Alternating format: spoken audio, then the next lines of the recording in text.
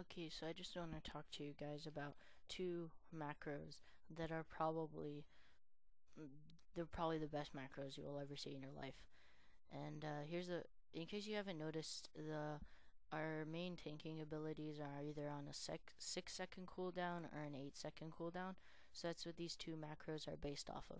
You can go back and forth between these two macros and get off your whole rotation for a whole boss fight just by doing this. So you want show tooltip, CastSequence, hammer of righteous, shield of righteous, and I'll put these in the description of the video so you guys can look at it more closely. And then the 8-second is CastSequence, holy shield, judgment, either wisdom or light, whichever one you prefer, and then consecration. So now let me just go through it here on these two dummies. So as you can see here, they are 6-second, 8-second, and just let me go through these right here. So Q, E, Q, E.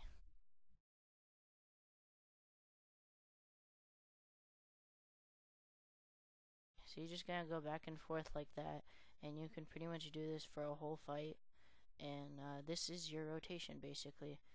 Currently, these are all our main abilities, and it's really quite simple. So yeah, I'm just gonna take a look at my spec.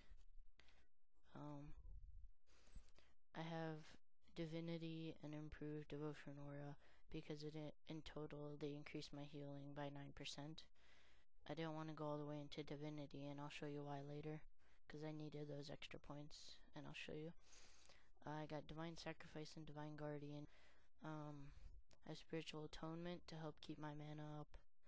I've touched by the light. It indirectly increases my damage by for consecrate, my judgments, my holy shield, all my spell abilities, and then I went into ret. I have seal of command because I didn't know this until not too long ago.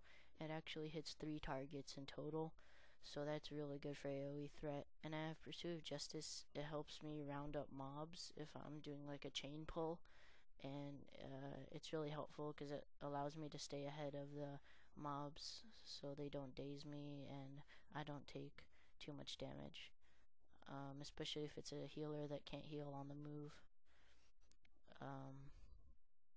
And I mean, that's basically the spec. It's really simple. The rest of the stuff is just easy. So that's the reason I didn't put all 5 into divinity, because I needed to get pursuit and seal of command. I'm level 79 though, so that's why I don't have 2 points in pursuit yet. Yeah, the rest of the stuff is pretty obvious. And now we'll look at my glyphs.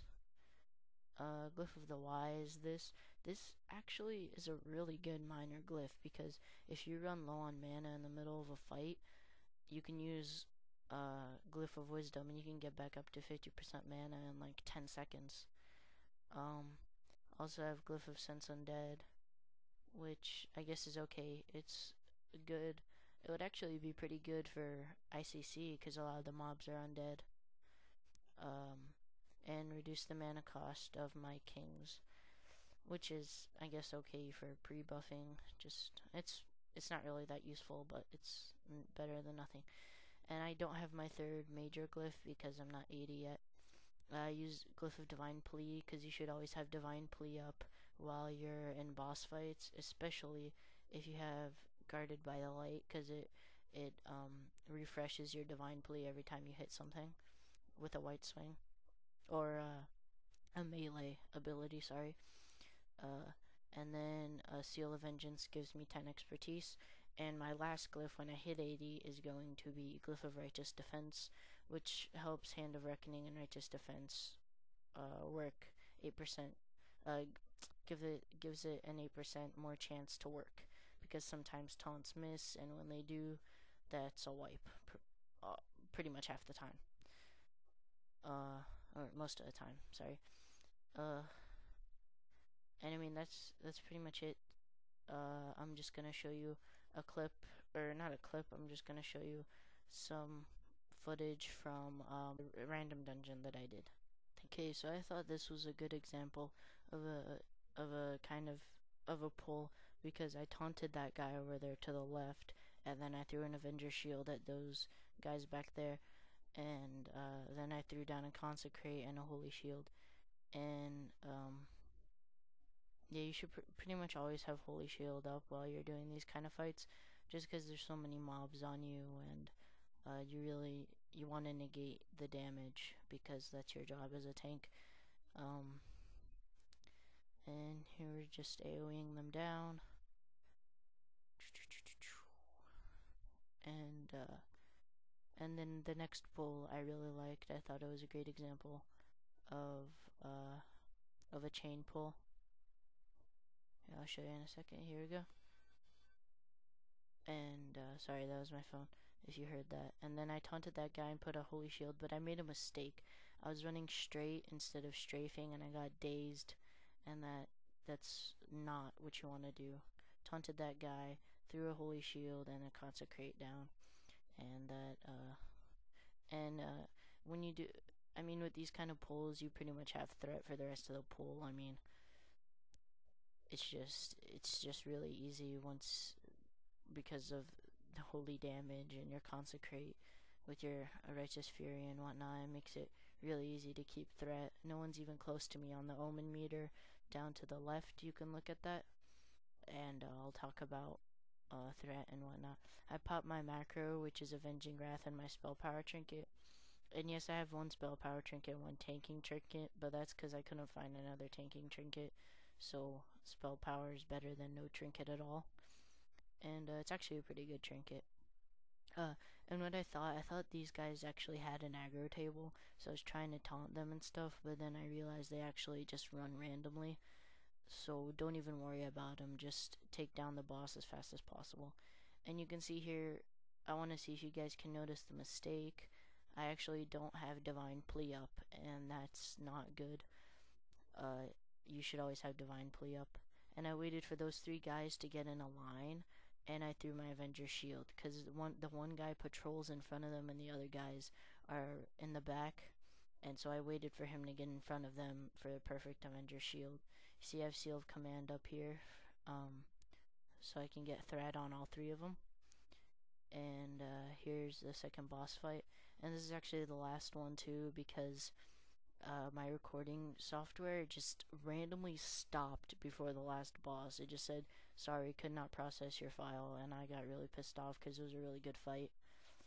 But there I go with my pull again, my Avenging Wrath, Exorcism, and Avenger Shield. I'm just going through my rotation, and yeah, it's really simple. And when he does his special ability, this boss, he's gonna disperse and turn into a bunch of little sparks that are gonna chase you around the room, and they do a buttload of damage, so you want to run away from them. You see, I got a head start there, and this is where Pursuit of Justice is actually quite a viable talent to have. And this dumb hunter stayed there because he was too lazy or too dumb to move, and he's at like 10% health now, and I really wish he would have died because he deserves it, but he didn't, sadly. And here the sparks are coming back together, so I run to the boss to try to get threat, and then I'm just going back through my rotation. Now, as you can see, the rogue has lots of aggro. If you look at the Omen meter on the bottom left, he has lots of aggro, so, but I'm not too worried because the boss is almost dead, and I'm just going to keep going through my rotation, and he doesn't grab aggro, so it all ended very well. And here's a good pull that I thought was a good pull, just because I threw an Avenger Shield and then a Consecrate, and I'm just waiting for them to come to me. You don't have to run to mobs, you can let them come to you, especially if they're casters. Line of sighting is your best friend as a tank when it comes to casters, so you know, just make sure you do that, but warn the people in your group, because a lot of them will just start DPSing and ruin it. So this is pretty much my video. Thanks a lot for watching, and I hope you learned something. Let me know if you have any questions.